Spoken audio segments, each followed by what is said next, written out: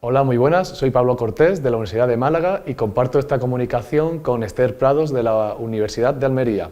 Básicamente lo que vamos a tratar en esta presentación son 4 elementos fundamentales. Vamos a contextualizar cuál es, digamos, la situación de la formación docente universitaria en España. Por otro lado, vamos a hablar de cómo incorporamos las narrativas en la docencia universitaria, el cuerpo, el relato, la resiliencia y algunas reflexiones sobre la innovación docente. Pensar y reflexionar hoy, actualmente, en este siglo, sobre la formación del profesorado, obligatoriamente nos lleva a situarnos en un espacio donde tenemos que abordar cuál es la realidad social y la realidad formativa que está viviendo tanto nuestro alumnado como nosotros mismos como profesorado. Planteamos esta realidad desde 2 paradojas.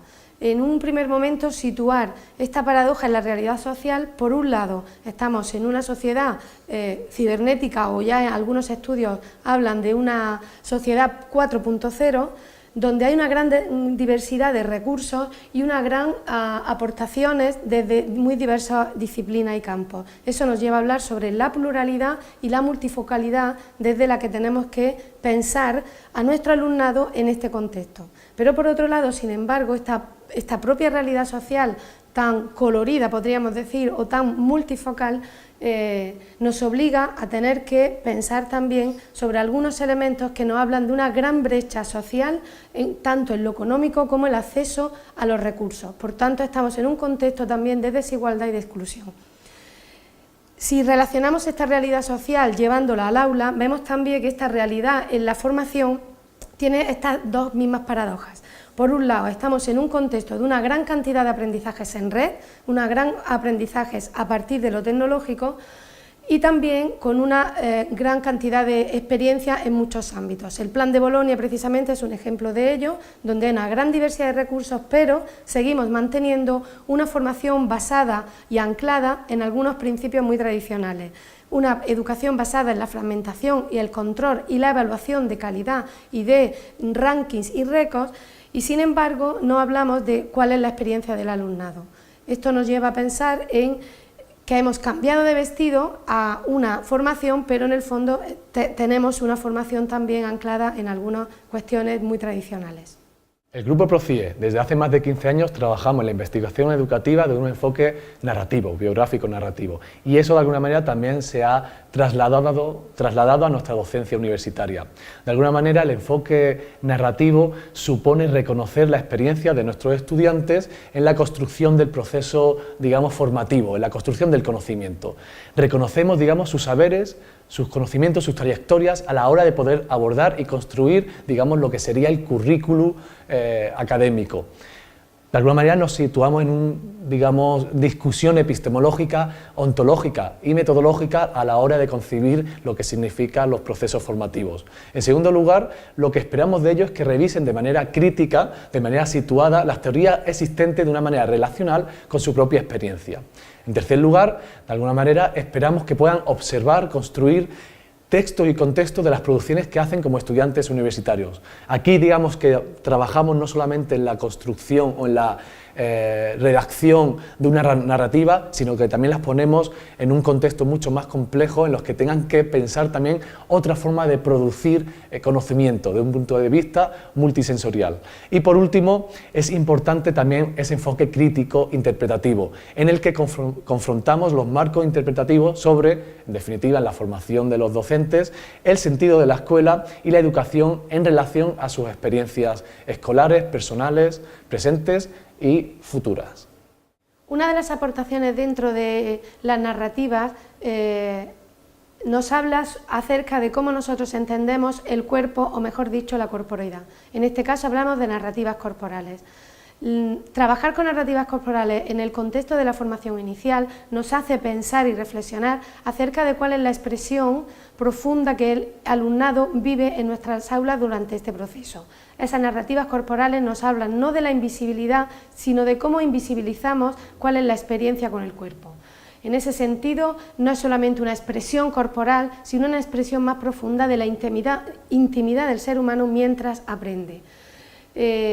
Pensar en el cuerpo en este contexto nos plantea la posibilidad de reflexionar sobre cuál es la postura en el sentido más amplio de la palabra.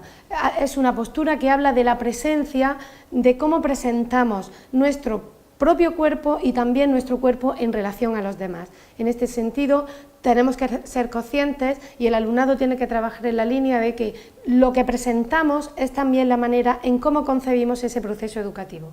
En ese sentido, las narrativas corporales, las experiencias contadas, narradas, escritas y traspasadas y pasadas por el cuerpo, nos hablan de una cantidad de significados donde a partir de estas diapositivas que ustedes tienen aquí pueden ver cómo el proceso de formación inicial sigue estando bastante anclado en formas, imágenes tradicionales frente a otras experiencias donde el cuerpo habla de cuál es ese significado profundo que nos habla de la indagación, de la exploración y de quiénes somos mientras aprendemos. En ese sentido, la educación tendría que retomar no solamente prácticas, sino retomar experiencia, voz, a partir de cuáles esos significados que el alumno le otorga a su forma de aprender a través de los sentidos. Al igual que planteaba mi compañera Esther sobre las narrativas corporales, es importante también entender en la formación de nuestros estudiantes un eje transversal que es la resiliencia. La resiliencia la concebimos como la capacidad que tienen los sujetos de, ante una adversidad, ser transformado o transformar su contexto próximo. Las últimas investigaciones que estamos haciendo al respecto hemos encontrado un dato muy interesante. Más del 56% de nuestros estudiantes manifiestan haber vivido una situación muy adversa en su periodo de etapa de transición de la escuela o de la secundaria a la universidad, y por tanto entendemos que es una cuestión que no podemos obviar o pasar de largo a la hora de concebir y construir nuestras relaciones educativas para con nuestros estudiantes. En este sentido podemos entender este triángulo. En la parte superior del vértice, qué conocimientos, saberes, competencias, volvemos otra vez desde las experiencias concretas de nuestro alumnado, traen a la universidad. Por otro lado, tiene que ver con la vida personal.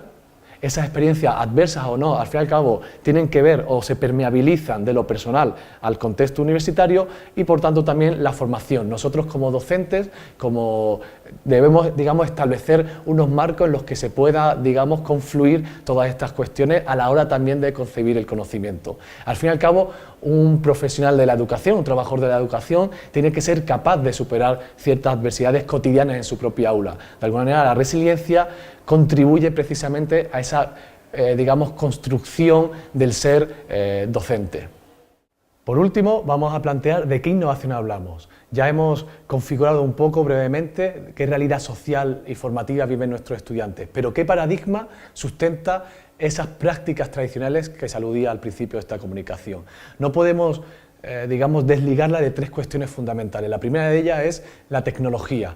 ¿Qué lugar ocupa la tecnología en la experiencia formativa de nuestro alumnado? Nosotros pensamos que la tecnología no puede ser el objeto de estudio, ni siquiera el objeto curricular de estudio, sino precisamente una herramienta transversal que nos ayude o que ayude al alumnado a indagar sobre sus propios, construcción del conocimiento. En segundo lugar, tenemos que entender que los saberes y los conocimientos se provocan o se dan en cualquier lugar, no solamente dentro del aula, ni siquiera residen en los textos o en las producciones académicas, sino tenemos que intentar pensar y repensarnos para con nuestro alumnado en otro tipo de experiencias mucho más abiertas. Y por último, tenemos que repensar qué pretendemos del docente, del maestro y la maestra de hoy en día.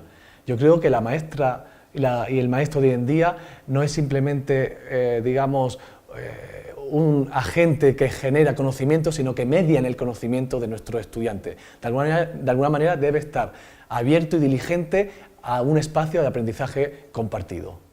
Y finalmente, una de las aportaciones que hacemos desde nuestro grupo para poder hablar de qué innovación hablamos, tiene que ver con el lugar que ocupa la persona, su experiencia y voz. Hablamos de una experiencia también corporizada y una voz que nos cuenta, que nos narra y que nos relata desde dónde y cómo viven estas personas. Esta imagen nos puede ayudar a repensar este tipo de innovación. Tiene que ver mucho con cómo entendemos a la persona, nos puede asemejar a una columna vertebral. Si ponemos columna parece algo rígido, estático, en estos momentos bastante doloridos y bastante problematizadas los cuerpos en las personas y sus experiencias. Sin embargo, esta imagen también nos invita a pensar que la persona, su centro, su verticalidad, tiene que estar en una experiencia que nos hable de flexibilidad, de multifocalidad, de pluralidad y sobre todo de qué les pasa a ellos y a ellas mientras aprenden. Muchas gracias por su atención en nombre de mi compañero y el mío propio.